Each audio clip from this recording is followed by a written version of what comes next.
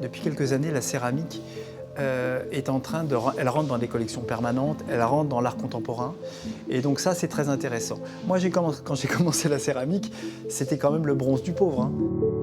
Et depuis, que de chemin parcouru. Le gamin dyslexique n'a pas eu son CAP, mais il a obtenu la reconnaissance avec une résidence au musée de la céramique à Sèvres en 2010, avec le prix de l'intelligence de la main en 2022. Les plus grands architectes décorateurs sont désormais clients de ces paysages de céramique. La répétition va avoir son lot de choses, de labeur, etc. Mais de ça va sortir des éléments qui vont être singuliers et remplis de tout le reste. Enseignant, Grégoire Scalabre est aussi ambassadeur de l'Institut pour les savoir-faire français, l'organisme public qui a dévoilé une étude sur l'artisanat d'art. Dans la région, le secteur compte 48 000 entreprises, 97 000 actifs et pèse 15 milliards de chiffre d'affaires, un peu moins du quart du total national. Ces chiffres cachent des réalités très disparates. Rien de commun, en effet, entre l'entrepreneur individuel et l'industrie du luxe.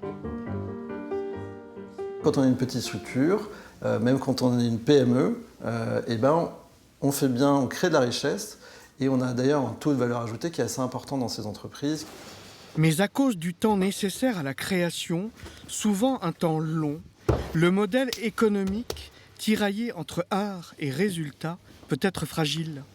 Tout est fragile. Quand par exemple on a une grosse exposition ou une grosse commande, on a de la trésor pour 6 mois, 1 an devant.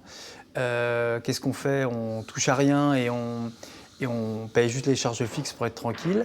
Ou au contraire, on se dit, là il y a un coup à jouer, je vais prendre un peu de cet argent-là pour lancer des recherches sur autre chose. Donc on est du coup quand même sur des entreprises qui investissent énormément dans le geste, qui investissent énormément dans la matière, dans le processus de production, ce qui leur coupe un peu de moyens dans leur développement.